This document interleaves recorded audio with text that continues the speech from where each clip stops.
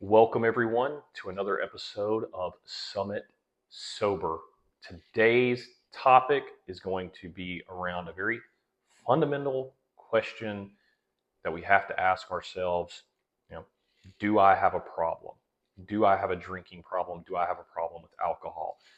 Real quick, I just want to share that this is in no way meant to shame anyone into stopping drinking. Like I've said before, I think there's some people that maybe don't have a problem, right? This is here to help people that maybe do or are just curious in general. If you know anyone that is maybe struggling with alcohol, if you yourself questioning alcohol, just give it a listen. If it resonates with you, good. Maybe you can share it with someone else. So, first of all, we need to define problem. So, I think there's a lot of different opinions around this. What would be considered a drinking problem versus what would just be considered like, typical social fun drinking, whatever the case may be. For me personally, I would define a drinking problem as when using or drinking alcohol is having a negative impact that you are not anticipating it to have, and it is bleeding over into parts of your life where alcohol should not normally cause problems, like at work, for example. So let me break down what I just said a little bit more. If you go out on a Saturday night and it's the only time you've gone out in 2 months and you have a few too many drinks and the next day you're feeling lethargic and you have a hangover, okay, I wouldn't necessarily say that that is a drinking problem. You haven't been out a lot, you had a few drinks, the next day your body is naturally going to probably be dealing with some sort of um, you know impact because of that, a hangover, right? So what I mean by when alcohol is negatively impacting aspects of your life that maybe you aren't anticipating is, do you start showing up to work late regularly because you're dealing with a hangover? Do you find yourself being more stressed and anxious when you're not drinking because you now need alcohol to kind of um, take away the edge? Uh, do you have a problem in your relationship? Like, are you arguing more with your significant other than maybe you ever have? Um, do you notice that you're not feeling well more often than not because of drinking? Like, those are the type of things that I'm talking about. Like, if alcohol starts to impact areas of your life that it should not impact, maybe there's something there to take a look at. Also, if you're even asking yourself, do I have a drinking problem? That might be a good indicator that this is at least something worth exploring, right? So for me personally, I never really thought I had a drinking problem throughout my 20s, even though people told me I did. People definitely told me, hey, you drink a little bit more than you should, or hey, when you do drink, you tend to overdo it. Um, Sometimes my temper would flare up, things like that. So I'm thinking like in my mid 20s to late 20s, I had a few people that were friends that were close to me tell me, hey, look, I think that you need to probably not drink as much. Alcohol doesn't tend to sit well with you. Um, those type of things. So but I still didn't really. I was like, I'll be fine. Like, I'll just not drink as much next time. It was a long night. Things just got out of hand. Like, we were out for 3 or 4 hours and had more beers than I planned on having. It's not a big deal. It's not because I'm addicted or anything like that. So, I definitely try to justify it. And I would say that that is the other key for me is I started having to justify when I was drinking, or really when it really, really became a problem is when I would start hiding it from people. So normally, early days, right, I may pregame a little bit with a couple buddies before we go out and do something. But later, when I really did know that I had a drinking problem, I was like sneaking drinks, right? If you ever catch yourself sneaking drinks, hiding drinks, buying drinks and hiding the bottle in a jacket or something like that because you don't want anybody to know you have it.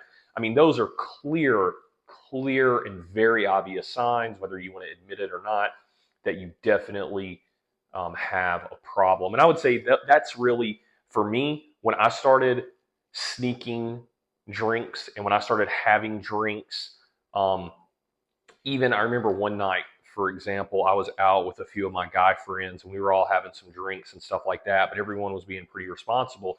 But I remember this place we were in had an upstairs bar and a downstairs bar, and we were all at the upstairs bar. And I actually went down to the downstairs bar where none of my friends were going to be and had like a couple of tequila shots, like in between our just normal, like we're having a few beers, playing pool, watching whatever game was on. And that type of behavior is definitely an indicator that there's something that you need to address. So here's what I want to get to next, which is do not hate yourself if you are in this position. What you have to realize is alcohol is designed to do this. And I'm going to get into some of the science as to why. But cigarettes, they come with labels, right?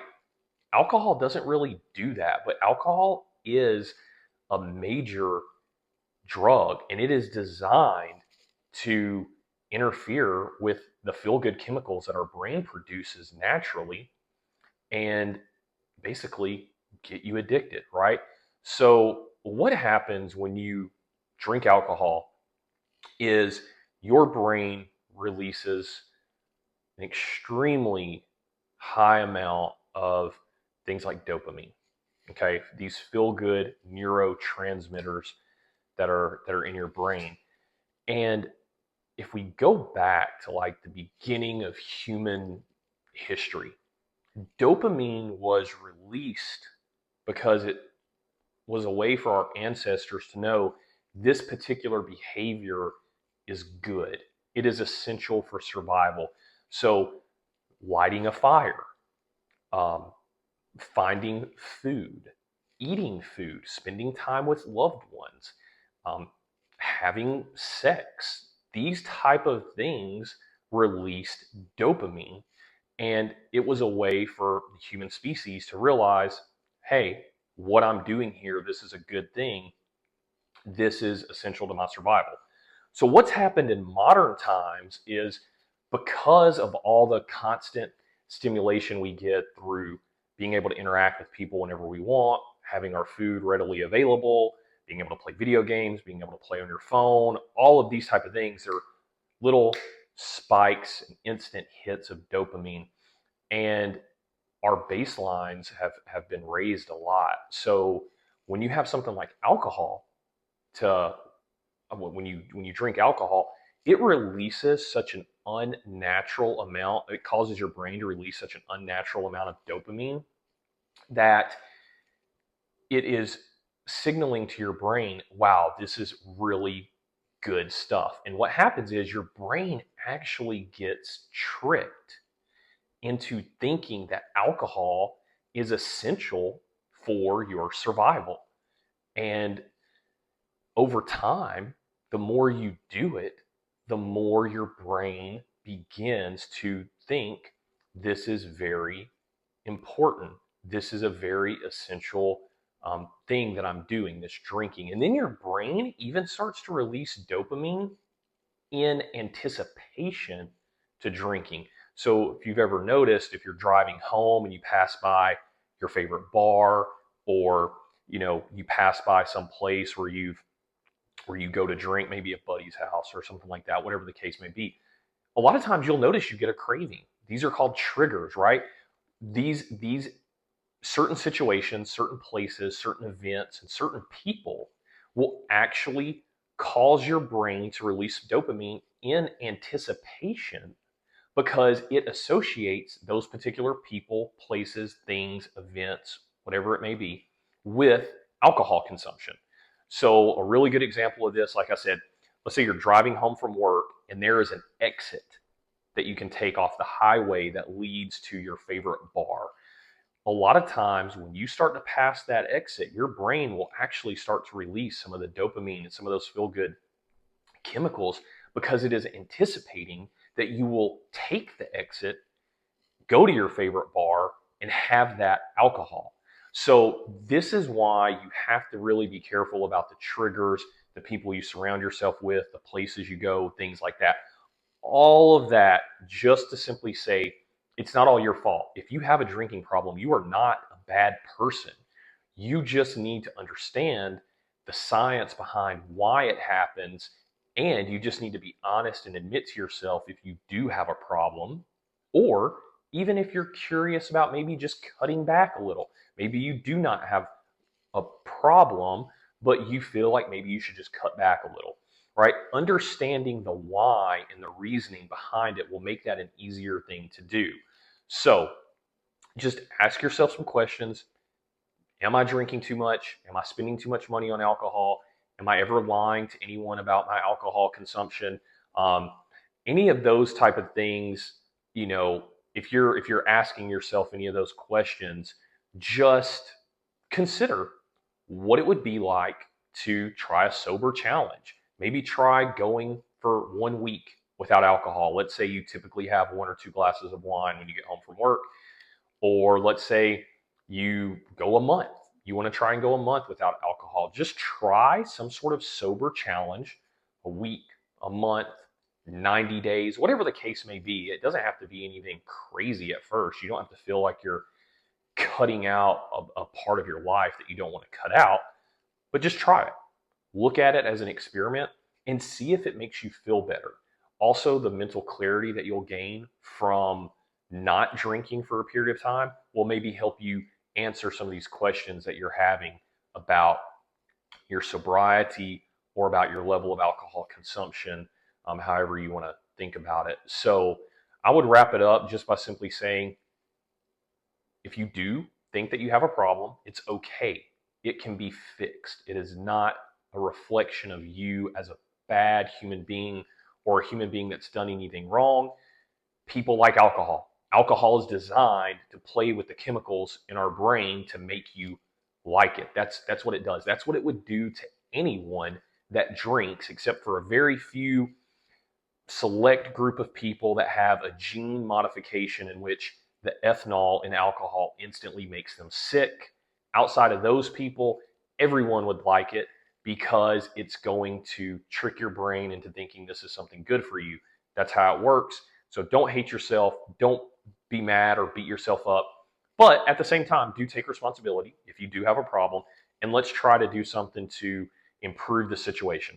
So Summit Sober is my social media on all the different platforms. You can reach out to me. I can point you in the right direction. There's also a lot of other resources out there. The point of this is just to provide some insight, provide some education, provide some thoughts around, and hopefully if you are someone that resonates with this and feel like you need some sort of help, you can have the courage to go and do that. So until next time, this is Summit Sober, and thank you for listening.